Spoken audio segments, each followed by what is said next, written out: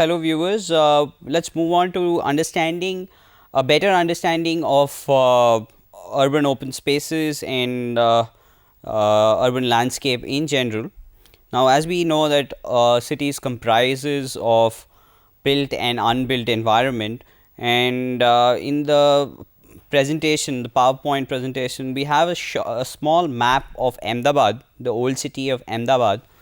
And in this PowerPoint, you could see in the cursor, these are the selected pockets that I'm going to talk about, or rather talk about the tissue that exists in that area.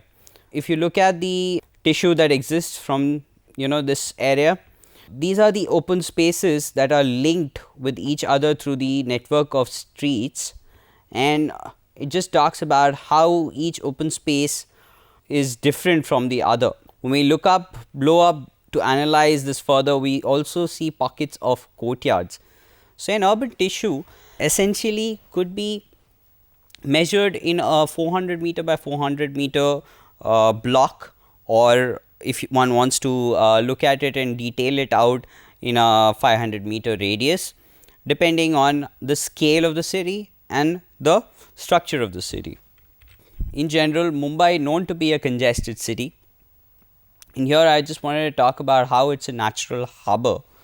And when the Portuguese moved from Surat to Mumbai, they moved not just because of the locational advantage of how Mumbai as a harbor acted as a natural harbor, but also because you had a vibrant interaction with the Western world, or Western Sea, the Arabian Sea, moving on to the Gulf of the country, which is through this route that the Parsis that own almost 1/3 of Mumbai, or landmass of 1/3 of Mumbai and South Bombay exist. Here you have several open spaces and interaction with the sea to the city structure.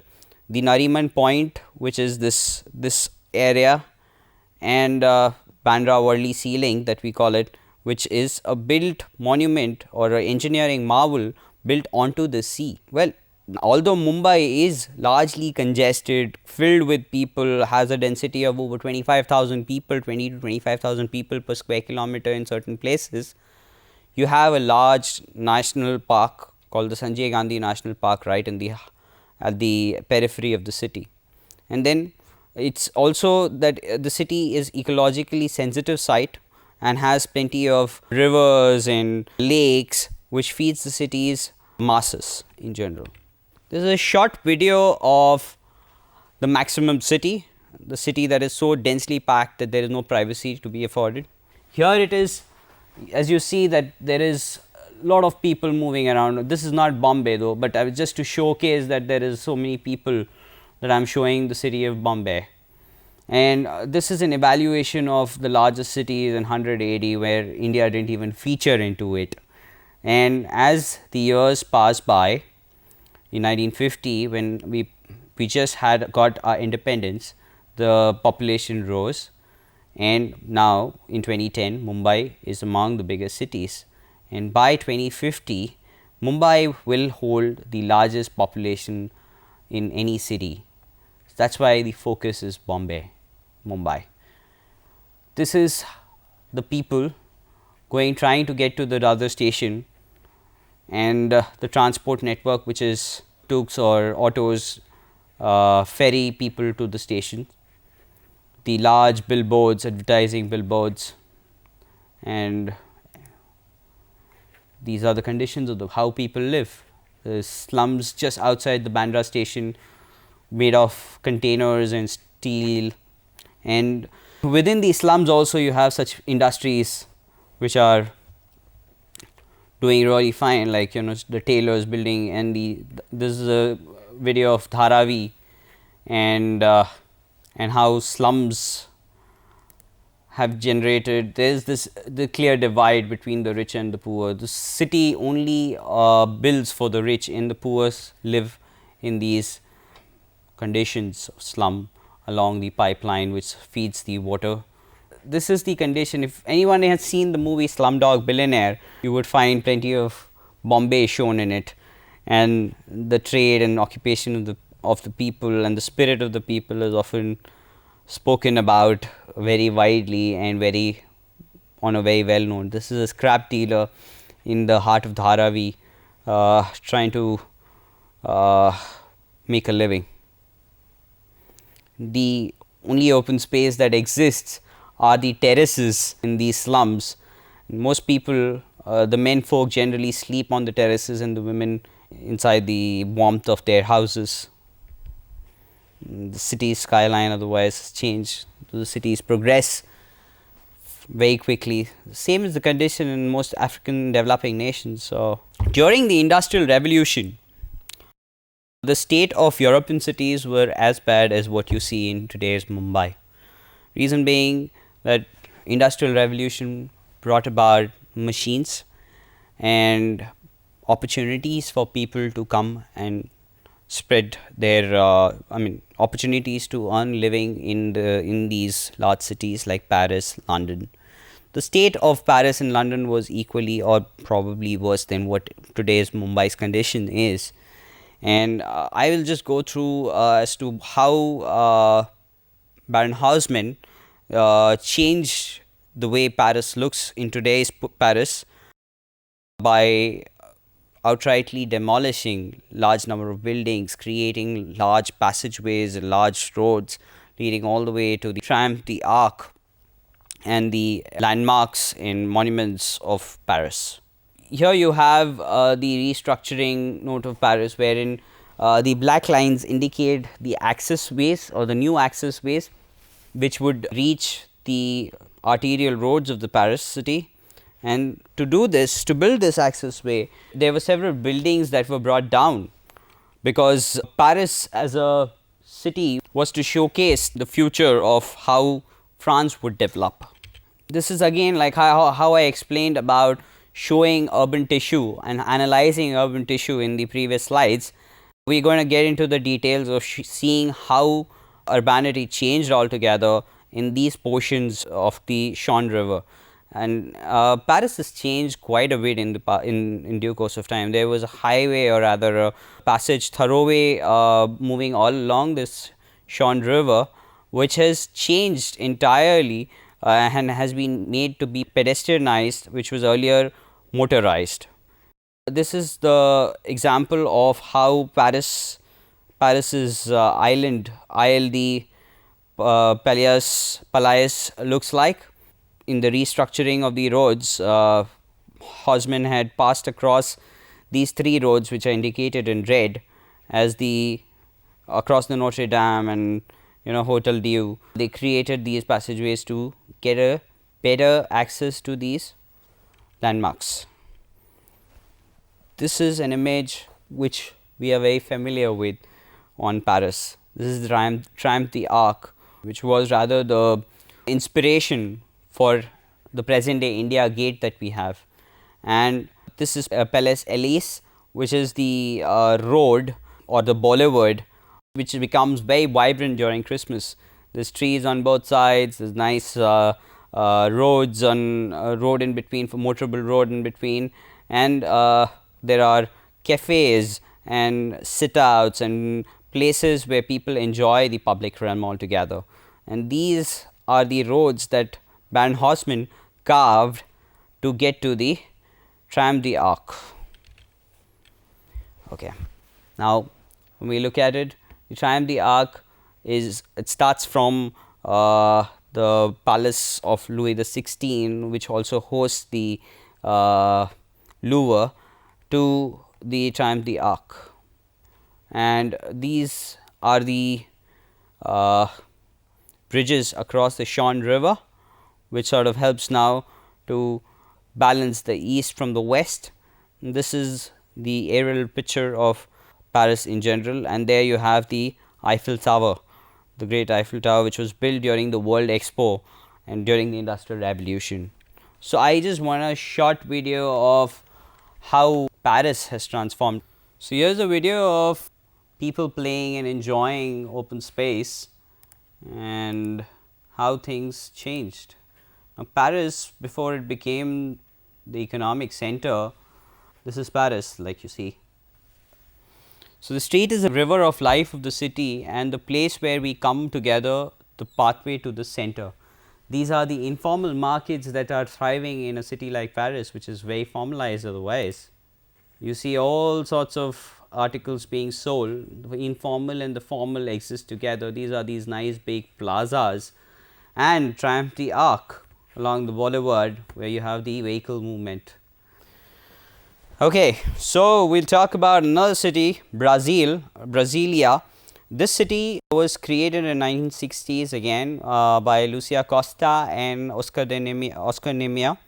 The concept of the city was that they viewed the city as an aeroplane or a bird and flight of a bird, and that's where you see the wings appearing on the site, wings of the bird as the highways. This is the axis which reaches the Congress, the plateau, which is the monumental axis, and this is the axis that is for the people's axis.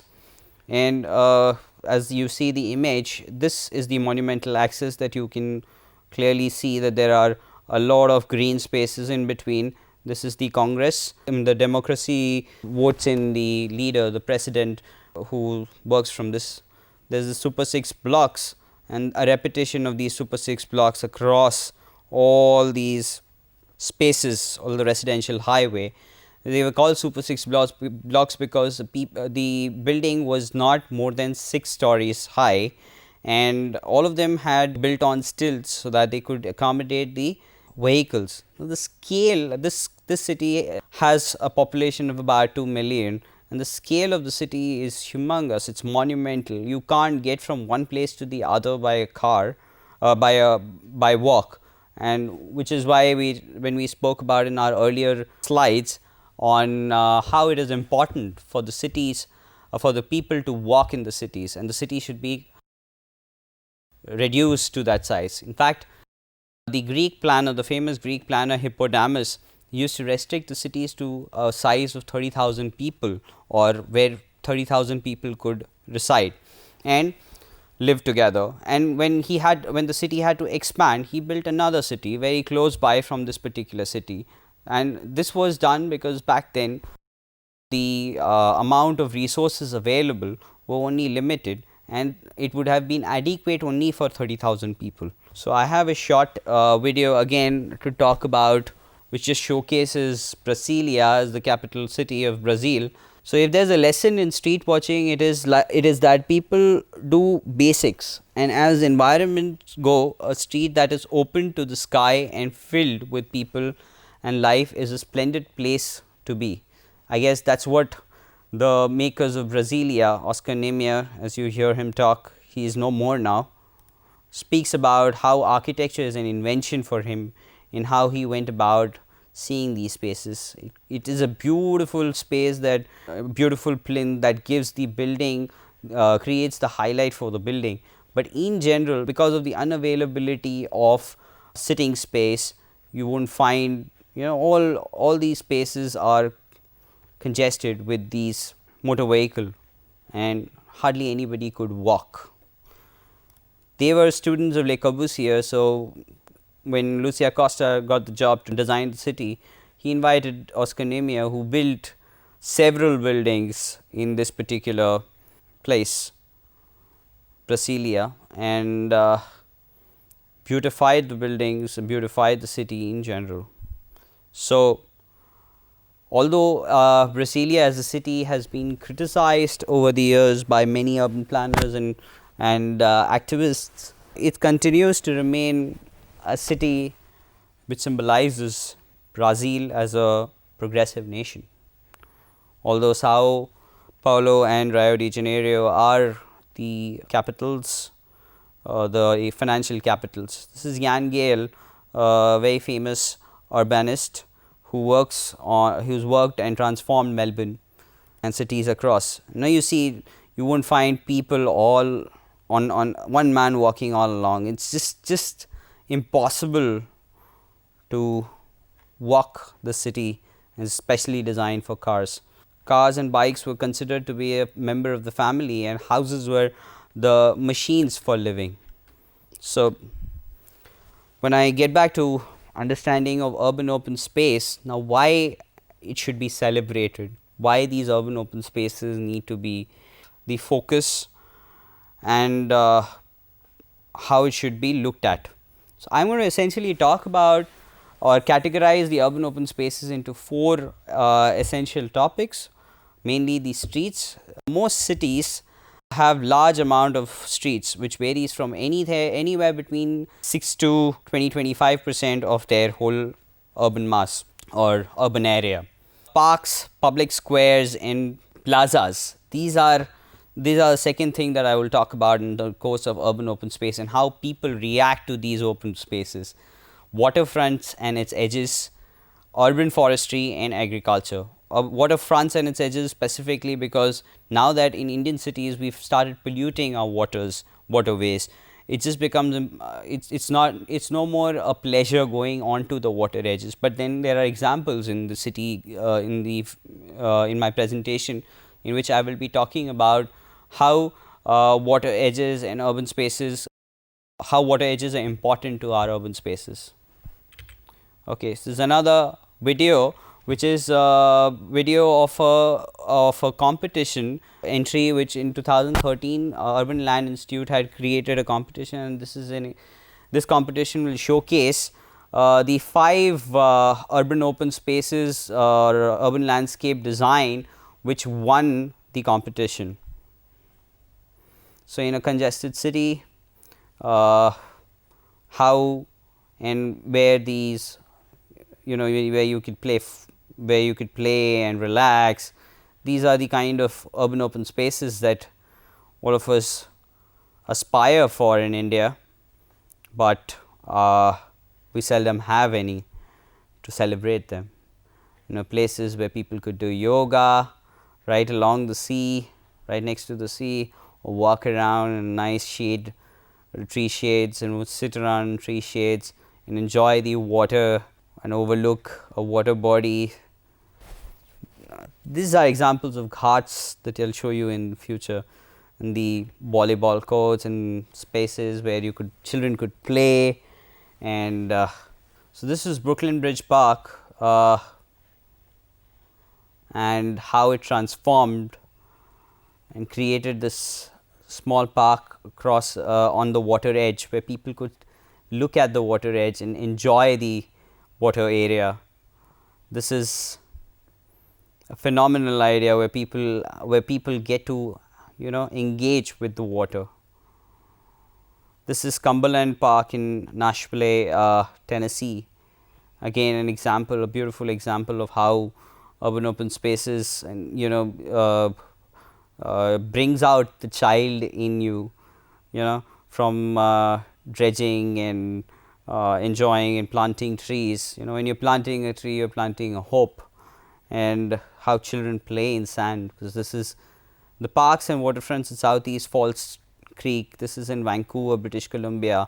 Like earlier I said, Vancouver is one of the most livable cities in the world today. It's only because of these nice large open spaces which has brought people, although their climates are not suitable. They often have 6 months of the year they have cold climate or snow.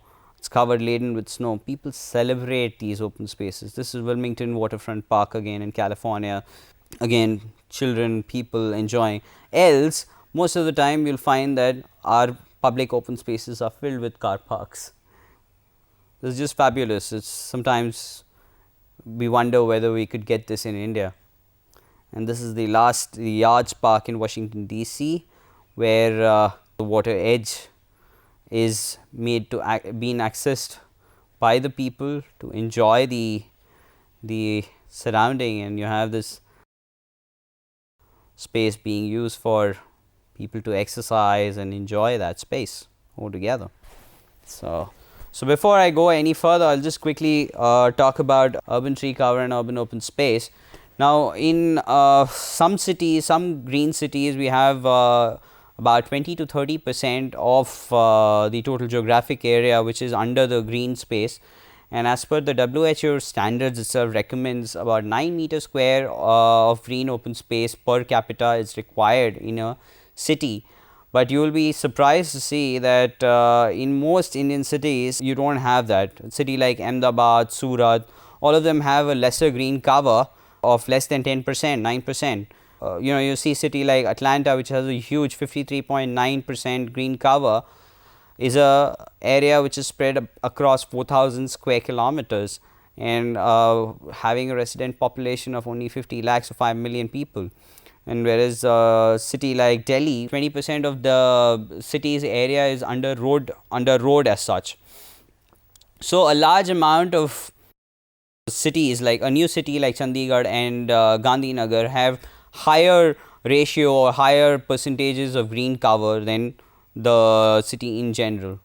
And as per the Indian State Forest report ISFR 2013, urban tree cover is about 16.4% of urban areas. This is on an average, but it's not a consolidated report. Yeah. But deforestation is happening not just in Indian cities, it's also happening all over the world. In fact, in America, about 4 million trees, 4 million trees get cut in urban areas every year, and which is even in Indian context, you know, you have several large, I don't have the number, but for every urban infrastructure project that gets executed, for instance, in the Chennai metro case, 17,000 trees were cut during the building or for making creating space for building the Chennai metro. It has an adverse impact on the city's environment, and we'll talk about this when we are talking about urban forestry and urban agriculture. Thank you.